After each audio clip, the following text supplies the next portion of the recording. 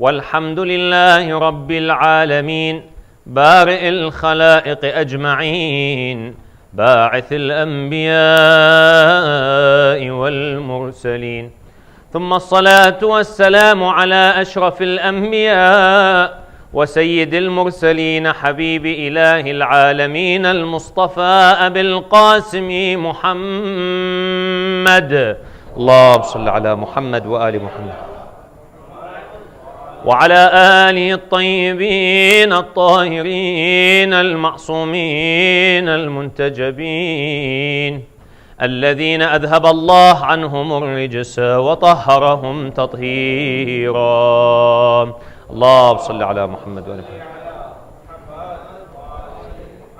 أما بعد، فمما جاء في زيارة سيدنا ومولانا أبي الفضل العباس صلوات الله وسلامه عليه، أشهد أنك مضيت على بصيرة من أمرك. صدق مولانا الإمام الصادق صلوات الله وسلامه عليه. صلوا على محمد وآل محمد. اللهم صل على محمد وآل محمد. Last night we began this 2-lecture series about swimming against the tide of immorality. Today, even academics, professors of universities agree that the moral standards of the society at large are declining. In fact, not just recently, there is an article that was written by a professor of political science from the University of Oklahoma back in 1998, 20 years ago. The title of the article was The Moral Ecology. 20 years ago, Dr. Hertzk, a professor of political science at the University of Oklahoma, at that time, he's saying we are experiencing a moral crisis. 20 years ago. This is before the age of YouTube, before the age of social media, and before the internet become whatever it's become right now. And before the era of reality TVs as well. At that time, he was saying we are experiencing social crisis, a moral crisis. And he's given some examples in that paper. So there's nothing new. Academics now are complaining about the indecency. One professor, a lady by the name of Dr. Patrice Opplinger from the University of Boston, she's written a whole book where she says the freedom that is given to women today under the power or under the slogans of liberation is actually exploitation. That's the word she uses. Today, she says, women are told you're free. We want to liberate you. She says really what is happening is exploitation, not liberation. She's a lady from the University of Boston, a professor over there. Anyone who is interested, by the way, in the references, I have them and I can share them with you, inshallah, if you wish. So what we're trying to say is that academics are complaining. And hence, today, we're swimming against the tide. We're living in the same pond with all those people, with everything, the whole society. We don't live in a different pond. So now we are swimming against the tide. We've come to an age where if you dress up appropriately, they'll start giving you, weird looks. If a boy, for example, wears, dress pants and a shirt and goes to school wearing those, his friends will make fun of him. Why you dress like this? Like you're going to mosque. Or you're going to church. Why you dress like this? Interestingly, if you've seen pictures of people going to university about 40, 50 years ago, suit, ties, they're going to university, mashallah, and now you see them the way. Society has changed. Okay. Today, our lady who wears the abaya, for example, is frowned upon. Why do you wear abaya? How come? But this is what the hijab is. It's frowned upon. So we are swimming against the tides of immorality because we're living in the society. We said last night that this is nothing new. At the time of Imam al-Hussein, salamullahi alayhi, Muawiyah established this. The last 10 years, in fact, even before, Imam al-Hussein spent the last 10 years of his life with Muawiyah ibn Abi Sufyan under his khilafat. Okay. So he started observing what is going on with the khilafah of Muawiyah, which of course started at the time of Amir al-Mu'mineen alayhi salam. He started buying people off, bribing. He would get, for example, the head of a tribe. Back in then, a tribes might be 3,000 people, 5,000 people, 10,000 people, whatever it is. He would come to the head of the tribe, buys you off. He buys you. How much? You switch your loyalty to me. 100,000, 200,000, how much do you want? He gives him. The minute the head of the tribe switches loyalty, what happens to the tribe? They follow, like sheep. They don't realize, so what the head of the tribe has become with Muawiyah. Use your aql. This is Ali ibn Abi Talib, salamullah alayhi. But subhanallah, sometimes even in today's world, the minute he's my cousin, he's my nephew, she's my whatever, khalas, we side with them against the haqq, against the truth. We don't care what the truth. Even if the Imam, salamullah alayhi, comes, we don't care. We go with the family these days. Unfortunately, you see it happening today. Okay. You tell people, why do you attend a wedding which is haram, music and dancing and sometimes receptions which people are wearing whatever they're wearing? Why? Well, because they'll be upset at me, Sheikh. What am I going to do? The family will boycott me. Let them boycott you. So what? Haram. You're doing the same thing those people did.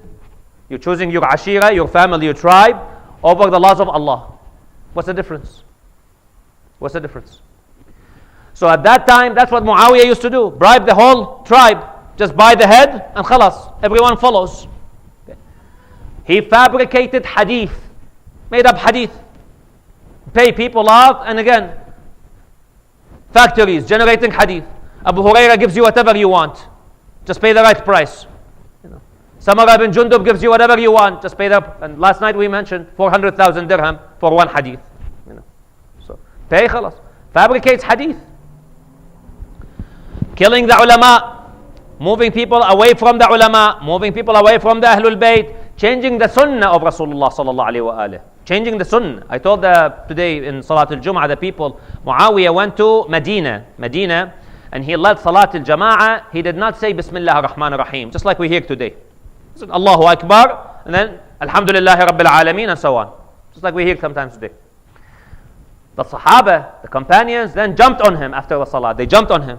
They told him, you changed the Salat of Rasulullah sallallahu alayhi wa sallam. So they forced him to repeat the Salat. But this was in Medina. When he does it in Sham, do you think anyone's going to jump on him in Sham? Who's been there? Who's seen Rasulullah sallallahu alayhi wa sallam in Sham? How many people? In fact, he would become, they say, the one-eye man in the land of the blind becomes what? King. One-eye person in the land of the blind becomes a king. He says, I am one of the people who met Rasulullah sallallahu alayhi wa sallam. I met with him. When he used to pray, I used to be behind him. That's what he would tell them. He wouldn't tell them that I used to be behind him throwing stones at him, But that part he doesn't say. But he says, I used to be behind him. So that's what he tells. So then they say, oh mashallah, he's seen Rasulullah, he's been with him, he prayed behind him, So he tells them, this is how he prayed. Who's going to object? So he changed the sunnah, the distortions. And today I mentioned in Salat al-Jumu'ah, I said, we are living today in the 21st century. About 9-10 years ago, in the Globe and Mail newspaper, there was kind of a survey that was done. They published a survey where they called 1,000 people and they asked them, do you think Muslim values agree with Canadian values? Muslim values agree with Canadian values? And out of the 1,000, the majority of people, what do you think they said? No, they said no. A follow-up question, do you know any Muslim? And what do you think the answer was? The answer is no. The majority of the people said no. Okay. So where did they get their ideas from? And how come they think that the majority of Muslims values do not agree with Canadian? Where do you think they got that from? Media. We are living in the 21st century where you can go online. You can go online and search whatever you want these days. Investigate whatever you want. But people don't even do that. They hear whatever they hear in the media in the 21st century, and khalas, whatever the media says, this is what the truth is. If this is in the 21st century, go back 14 centuries ago. Whatever Muawiyah says, this is what the truth is. Who's going to investigate? Who's going to research? So you see the disruption. You see the distortion. That was created at the time. And the indecency, the immorality, the alcohol, etc., etc. That was what Bani Umayyah were notorious for, especially Yazid ibn Muawiyah. Became notorious for these things. So Imam al-Hussein alayhi salam lived in that kind of an environment, but he started to educate, especially he goes to Mecca, started to educate people from different parts of the world. He associated with people, he has akhlaq, his interactions. He tried to change few people through that. In this day and age, however, we're facing a big difficulty. That's why we say in the hadith that we recited last night, the Prophet ﷺ says, Al-Hasan wal-Hussein are imams, whether people put them in that leadership position or take them away from the leadership position. Even though the Muawiyah and Yazid took the Khilafah away from Ahlul Bayt, but yet Imam al-Hussein played his role as an imam in guiding the people, in informing the people, educating the people, and of course, trying to take them to Jannah, to the Sirat al-Mustaqim. That's his role, the guide, the imam. So he played his role. In today's world, there are many other misconceptions, many problems. And this is where we realize the greatness of Abu al-Fadl al-Abbas, salamullahi alayhi. Abu al-Fadl al-Abbas lived in that era, in that time when all those fabrications are being said, when all those media are being played, and the drums by the Muawiyah and the Umayyads and all those people.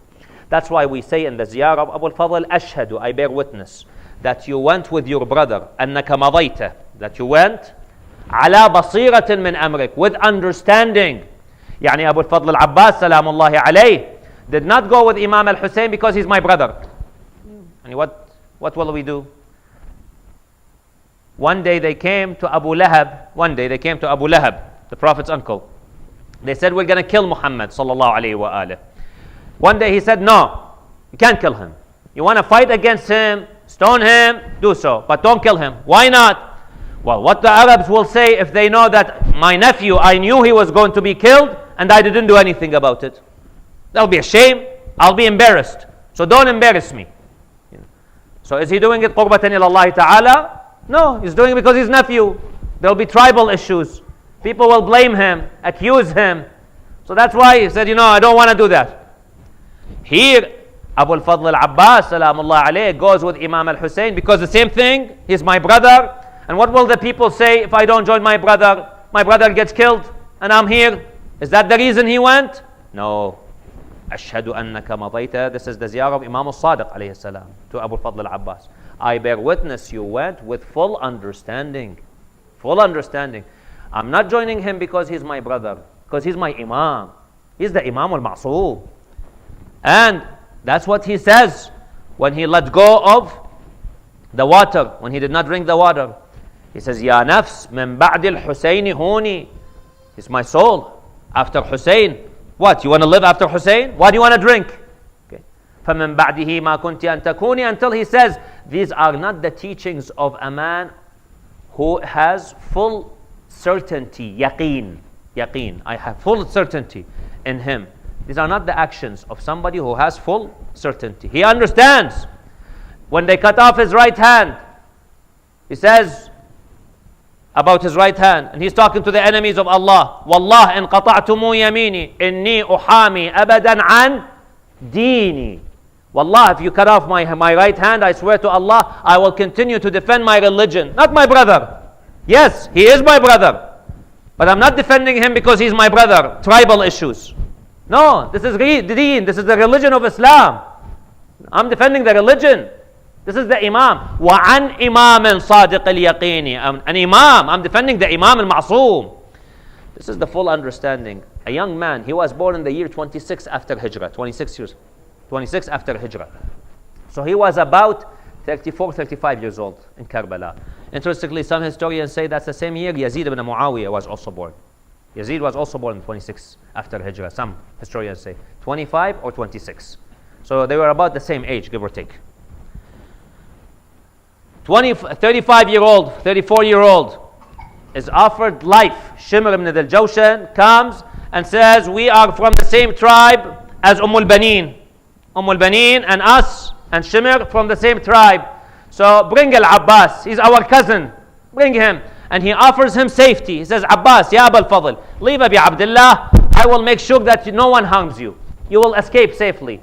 He said, may Allah make you die. You're offering me safety and you're leaving the son of Rasulullah sallallahu alaihi wasallam without safety? Is that what you called me for? And he turns his back and goes away. So a man in 34 years old offered life. You know, this is not easy. Huh? You offered life when you know death is imminent. You let go of it and you join the Mawla salamullah alayh. That's a big status. Big status. That's why Imam al-Sajjad alayhi salam says on the day of judgment, my uncle al-Abbas will have such a high status in Jannah that all the martyrs, shuhada, all martyrs means some of the prophets were martyrs. You know, some of the prophets were, all the shuhada will be envious of his status. Will be envious of his status. They will say, I wish I have that status, you know, on the day of judgment in Jannah. And Allah will replace his hands with wings with which he can fly in Jannah, just like his uncle Ja'far al-Tayyar. Okay. So that is the status of this man. He went with full understanding. He was not swept away by all this immorality, all this media, and so on and so forth. Today, we're finding the same problem. We're having the same issues where people are also talking about the religion of Islam. People are talking about the Quran. And there are so many misconceptions. Today, unfortunately, or a few days ago, somebody sent me a video, and I saw a person who claims to be an ex-Muslim. I'm an ex-Muslim. And is talking about the religion of Islam. Interestingly, the name, when I looked at it, it sounds, this person may have been even a Shia, you know, maybe even a Sayyid, maybe, you know, the name. Okay. And this is not the first time I've come across something like this. That's why I'm saying that we are not immune from what's happening there, my brothers and sisters. You know, let us not think that, you know, this will not happen to us. The fire is already at our doors. Not our doors, it's inside our houses. People from our communities are leaving the religion. Okay. People from our communities, unfortunately, are taking drugs, alcohol. Some are saying, no, we are Muslims, but their practices are not Islamic practices. But rather, what they try to say is, no, the interpretation of Islam for the past 1400 years is wrong. But this is how Islam needs to be interpreted. Now, because they have some good ways of talking, they can talk well, or they can write well, they get a lot of media exposure. And then when they get the media exposure, that's what happens. Then they entice and they encourage other people to follow suit as well. That's why it is extremely important, my brothers and sisters, to educate ourselves and our children. Make sure their aqeedah is correct. Make sure they have full understanding. I mentioned it here once in Salat al-Jum'ah about a year ago here. I said, brothers and sisters, sometimes some of us may not adhere to some religious teachings. You know, some of us might listen to music. Some of us might not wear hijab. Some of us might do things which are not according to the Sharia. Okay. Here is the sheikh on the pulpit telling me music is haram. Hijab is wajib. The children go home and the father plays on the music. The son or the daughter tells father, the sheikh just said, don't play your music. And he said, it's okay. This is something small. No, it's okay. Alhamdulillah, we pray, we fast. This is a small issue, you know. Small issue. Okay. The child who's now 7 years old, 6-year-old, stuck. 10 years later, your child does something like what we're seeing these days. Okay. Unlawful relationships, things which are not according to the Sharia. Son, this is haram. Dad, don't worry. I still pray and fast. This is just a small issue. 10 years later. That's why it is time for us to really, I said it a year ago, we need to change our habits. I said, the example I gave at the time, those of you who remember, I said, just like when you have children, around them you watch your language. You know, some people, before they have children, you see the way they talk. You know, especially when they are by themselves or when they're with people who are not Muslims or something. Look at the language. Once they have children, their language completely changes. How come? Well, I don't want my child to learn this language. So you managed to change your language. Now you need to change your behavior.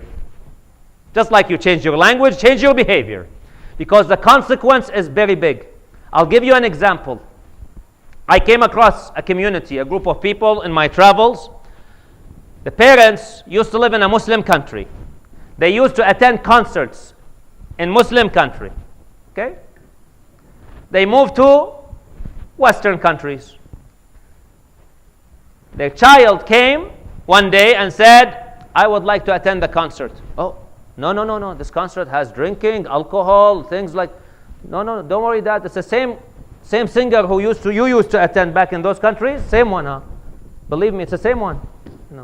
I'm not going to English, Arabic, or whatever the concert is. But the concert here is completely different. And that's where they lost their children. They told me themselves. That's how they started losing. That's one example.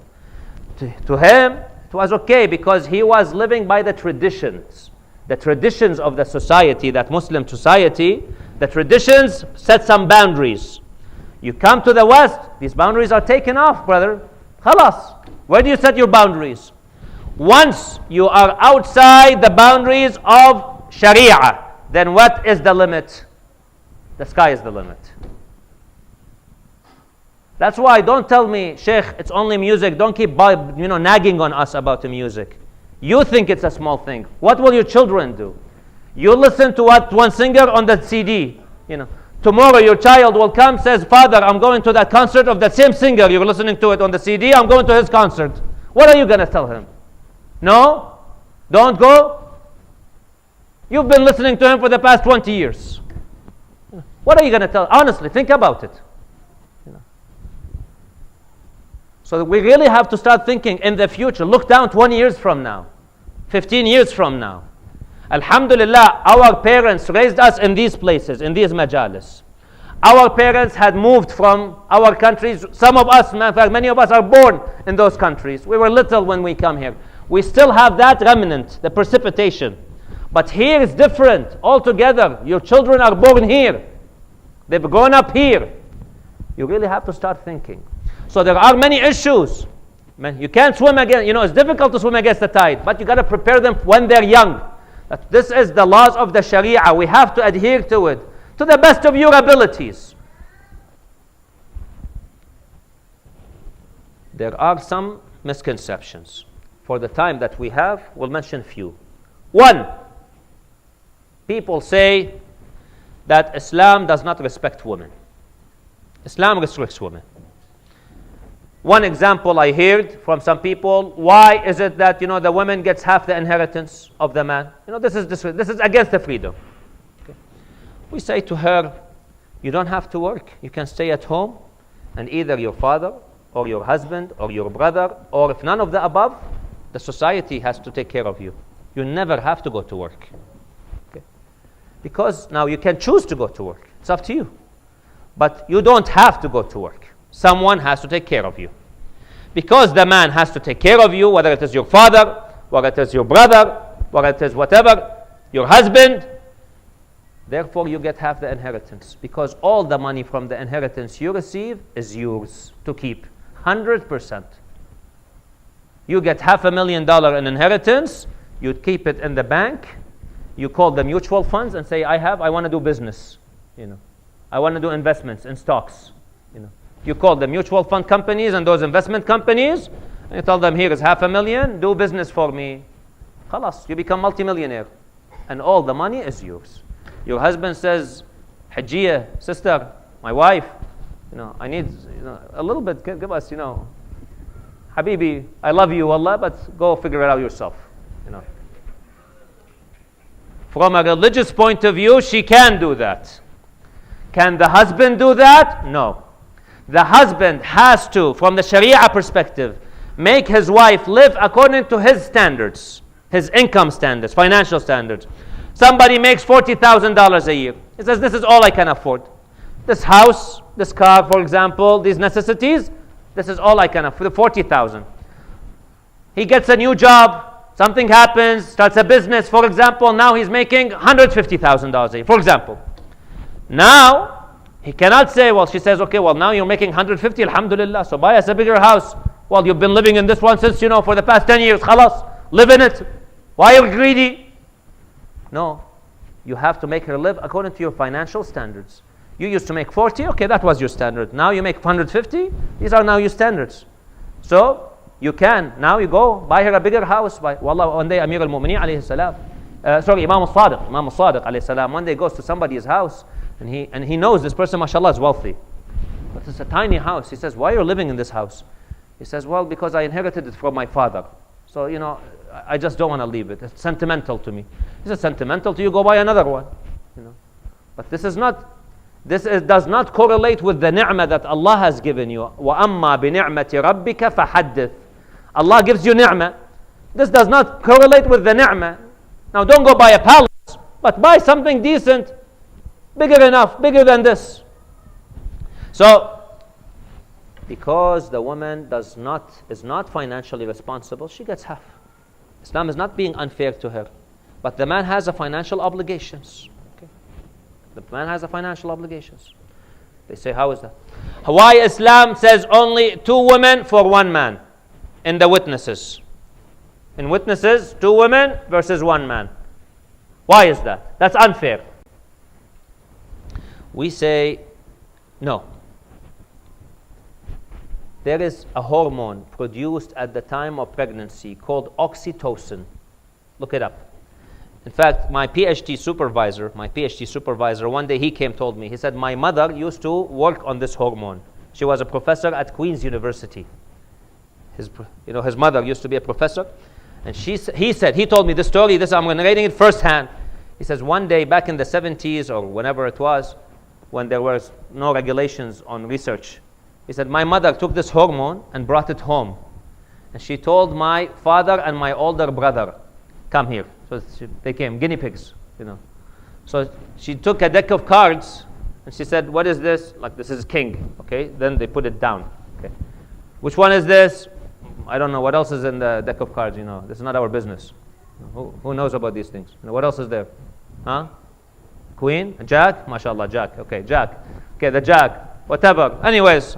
And then she mixed them and she said, okay, now where is the king? He said, this is the king.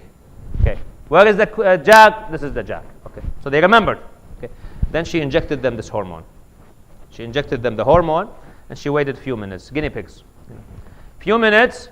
Said, now tell me where is the king? Couldn't remember. Couldn't remember anymore. Where is the jack? Couldn't remember anymore. Picks up a card, it's the other one. It affected his memory. That hormone affected his memory. I'm narrating this firsthand. I looked into it. It turns out to be it's oxytocin. That's the hormone that's released. That hormone helps. Am I right? Haji? Am I right? No, you. Yeah, you so-called pharmacist there. Am I right? Am I right? Alhamdulillah. Good. Yallah. Pharmacist sitting here, at least you should know these things. So it's interesting. They say this hormone is released at the time of birth to help women forget the pain of labor. To help them forget the pain of labor. Okay? So very subhanallah. And that's why you find a woman after she goes labor, maybe after a day or two, she says, I'm never going to go through this again. But a year later, she says, that's fine, can have another child, a 3rd child, that's fine. Subhanallah. Rahmah of Allah subhanahu wa ta'ala, the mercy. Okay, what if this woman testified to a murder or witnessed a murder, for example? Or testified, witnessed something important, okay? And then she forgets about it. Then what happens? What happens then? Okay. Just in case. Islam says we are not going to ignore you as a witness. We're not a religion that ignores. We're not a gendered religion, quote unquote. No, we're not. What happens if you forget? What if you were pregnant when you witnessed? And then you forgot. Now some people tell me, oh Sheikh, how often can that happen? What if it happens? Because research says it can happen. Research shows it can happen. It happens. You can't take chances. So Islam says for this reason, in case you forget. Okay? So then the other female will remind her, no, remember we did this, we saw this, we looked after this. You remember? That's it. So Islam does not reject them, is not against women. What about the hijab? And this is a big deal. Hijab. Yes, hijab is wajib. Hijab is wajib. But interestingly, let's think about it. There is a professor who is a Christian professor by the name of Dr. Chris Hewer. He teaches about Islam, interestingly. He says, when I talk about hijab, here is how I introduce it. I say there are three systems. We can look at them, three categories. One is the private category. Second, the family. Third, the public life. Your private life, your family life, and the public. He says, do you usually dress in your home with the family the same way you dress in the public, in front of the public, for example? Although these days everybody is dressing whatever way they are, you know. But most people don't go to work with pajamas. Most people, unless it's pajama day, you know. Okay. So, or these days, wallah, they're coming out with all those kinds of weird days, you know, like the no pants day and whatever day. Wallahi, I don't know what else they're going to come up with these days. So, usually people do not wear what they wear in their family setting, outside in the public, which means why not? They're distinguishing. There's a difference between family. What about the private, husband and wife, spousal, for example? Is what you wear, the way you talk, the way you dress, privately, the same way you dress publicly, the same way you talk with your family? There has to be some layer of modesty. There has to be some layer of barrier, some hijab. He says that's the essence of hijab. That when you go out to the public, you are not dressed the same way you would dress, for example, with your family. You're not dressed the same way you would dress privately. They have to look differently. And that's what the essence of hijab is. Interestingly, yesterday, or a couple days ago, we took our students to Fort Edmonton Park. There was a picture, about 100 years old, of a bunch of nuns standing in front of a church, Catholic nuns. I brought the students, I said, look at them, look what they're dressed. Look how they're dressed. I told them, if we take the crosses away, what do they look like? Women wearing hijab. This is what the religion teaches. So, hijab is not there so that Allah punishes. No. In fact, interestingly, they say, some researchers say, because of the way women are portrayed in the media, 50% of women are suffering from psychological and physical problems. 50% of women and undergraduate women in the United States are suffering from emotional, psychological, and physical problems because of the portrayal of women in the media. You know, perfect figure, that you have to look in this way to be beautiful. If you're not like this, you're not beautiful.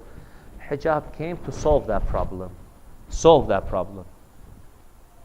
it is for the protection of women, psychologically, emotionally. Okay. So that's something important. Second problem, Islam does not respect people. No. Islam respects humanity at large. Look at what the words of Amir al-Mu'mineen alayhi salam says. Islam, we respect people for being human beings. We look after them for being, and this is practical. The Prophet ﷺ respected the Christians, respected the Jews, respected the kuffar, even the kuffar. He respected people.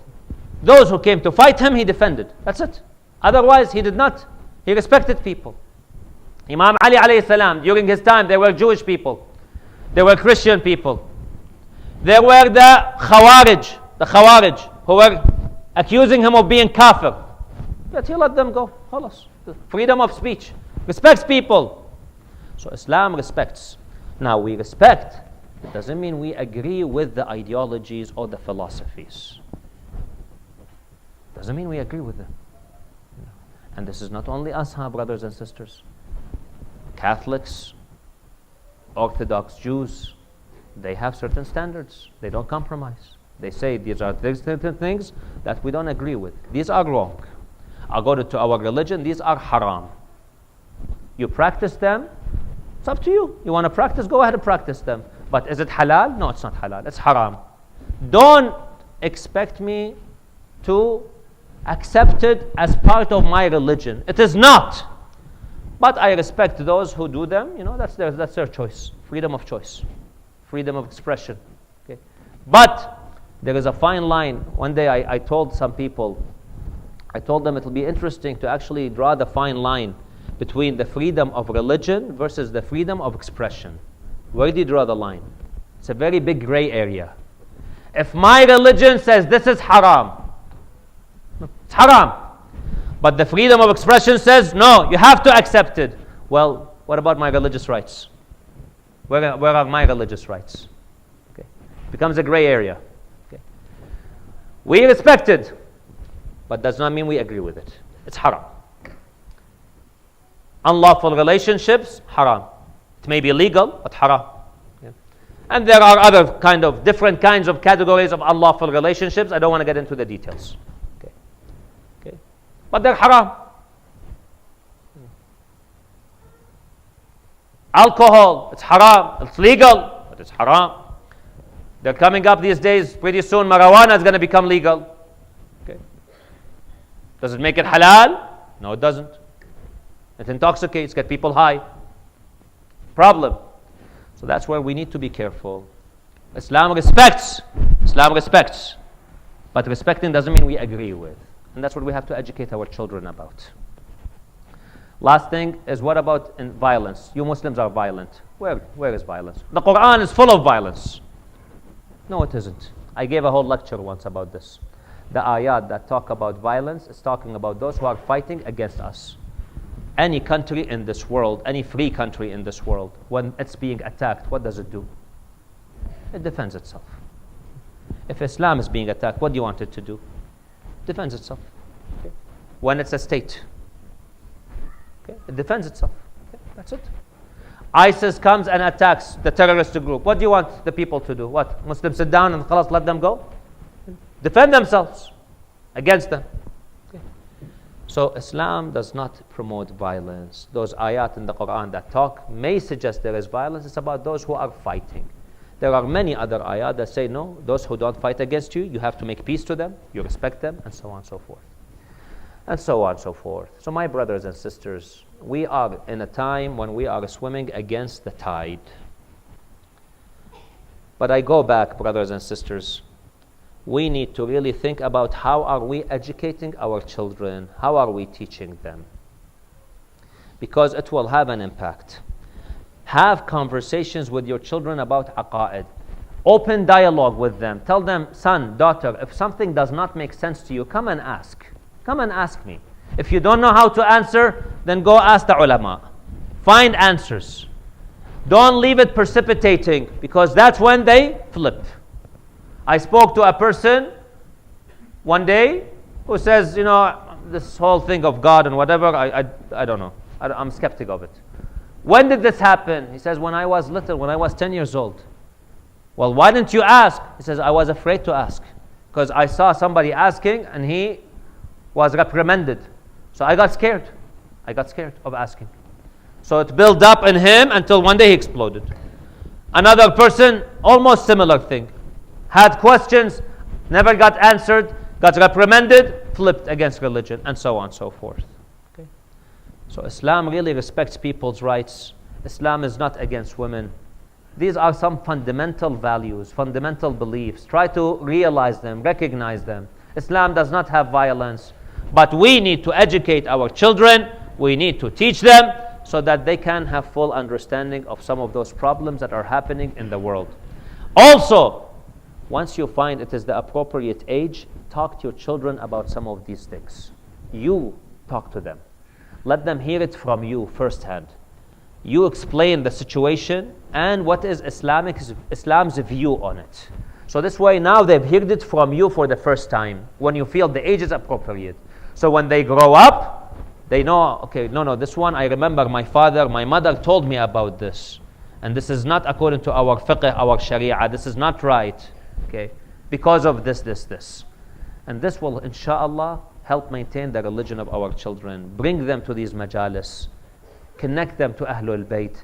Take them for ziyarah. Brothers and sisters, I see mu'mineen taking their families to Latin America and whatever, Hawaii, for vacation. It's not haram, it's okay. But how much does that cost? Thousands of dollars. Why don't you invest that money going for ziyarah? Go for ziyarah. It has an impact on the children. Go for umrah. It has an impact. Instead of spending the thousands there, spend them here. So that they start to appreciate this. Bring them to the majalis regularly so that they don't become foreign to them. I see people on Laylatul Qadr, I've seen them with my own eyes.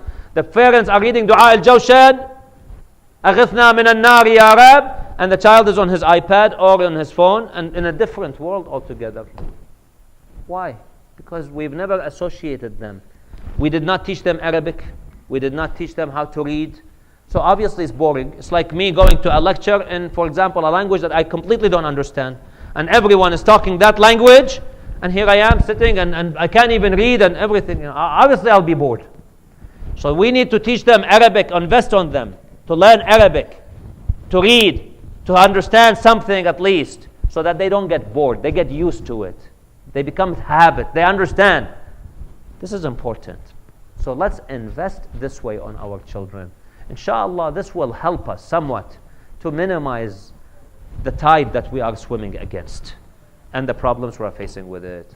We pray to Allah subhanahu wa ta'ala to alleviate the difficulties and to enlighten our hearts with the nur of the wilayah of Muhammad wa Ali Muhammad. May Allah grant us the shafa'ah of Al-Imam Al-Hussein and Abu Al-Fadl Al-Abbas alayhim as-salam in dunya, in the qabr and in the akhirah. May Allah make us and our children until the day of judgment, inshaAllah, among the sincere Shia of Ahlul Bayt alayhim as-salam, the sincere followers of Ahlul Bayt, and the sincere servants of Ahlul Bayt alayhim as-salam. All those mu'mineen who asked us to remember them in dua, oh Allah, help them and fulfill their hajat. All those mu'mineen who are ill, Ya Allah, grant them quick recoveries, inshaAllah.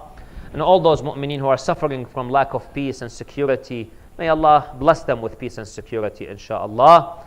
اللهم بسم الله الرحمن الرحيم كل وليك الحجة ابن الحسن صلواتك عليه وعلى آبائه في هذه الساعة وفي كل ساعة وليا وحافظا وقائدا وناصرا ودليلا وعينا حتى تسكنه أرضك طوعا وتمتعه فيها طويلا برحمتك يا أرحم الراحمين لقضاء الحوائج وشفاء المرضى وكشف هذه الغمة عن هذه الأمة ولتعجيل فرج مولانا صاحب العصر والزمان وإلى أرواح المؤمنين والمؤمنات على الخصوص أمواتنا وأموات الجالسين والحاضرين. رحم الله من يقرأ السورة المباركة الفاتحة مع الصلوات.